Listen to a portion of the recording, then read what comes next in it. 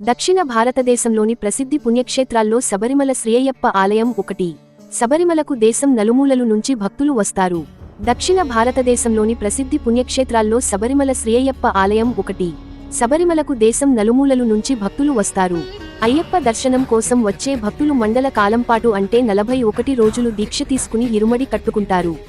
మాలధారణ చేసిన స్వాములు 41 రోజుల పాటు అత్యంత నియమ నిష్టలతో అయ్యప్పను పూజిస్తారు. దీక్షా సమయంలో అయ్యప్పలు ఈ కింది నియమాలు తప్పనిసరిగా పాటించాలి. ఉభయ సంధ్యల్లో చన్నీళ్లతో శిరస్నానం ఆచరించి స్వామికి దీపారాధన చేసి స్తోత్రపఠం చేయాలి. దేవతార్చన జరిపి మధ్యాహ్నం భిక్ష, రాత్రికి అల్పాహారం తీసుకోవాలి. నల్లని దుస్తులు ధరించాలి. రోజూ దేవాలయాన్ని దర్శించాలి. పాదరక్షలు ధరించరాదు. దీక్ష కాలంలో క్షవరం చేయించుకోవడం, గోళ్లను కత్తిరించుకోవడం చేయరాదు. మెడలో ధరించిన ముద్రమాలను ఎట్టి పరిస్థితిలోనూ తీయరాదు. అయ్యప్ప సన్నిధానానికి చేరడానికి కనీసం 41 రోజులు ముందు దీక్ష ఆరంభించాలి. అస్ఖలిత బ్రహ్మచర్యం పాటించి యోగిగా జీవించాలి. ఇంటికి దూరంగా ఉండటం శ్రేయస్కరం. దాంపత్య జీవితం, మనోవాక్కాయ కర్మలను తలచుట కూడా అపరాధం.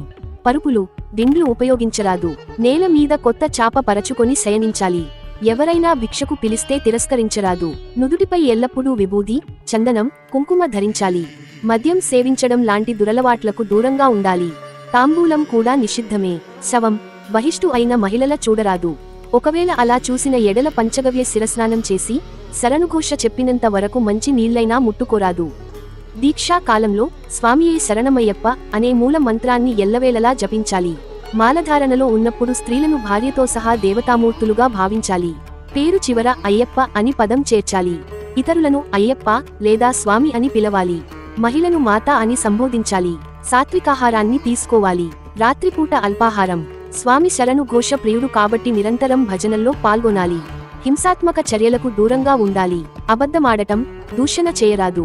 అధిక ప్రసంగాల దూరంగా ఉండాలి. స్వామికి అర్చన చేసిన తర్వాత ఇష్టదైవాన్ని ధ్యానించాలి. అష్టరాగాలు, పంచేంద్రియాలు, త్రిగుణాలు, విద్య, అవిద్యలకు దూరంగా ఉండాలి.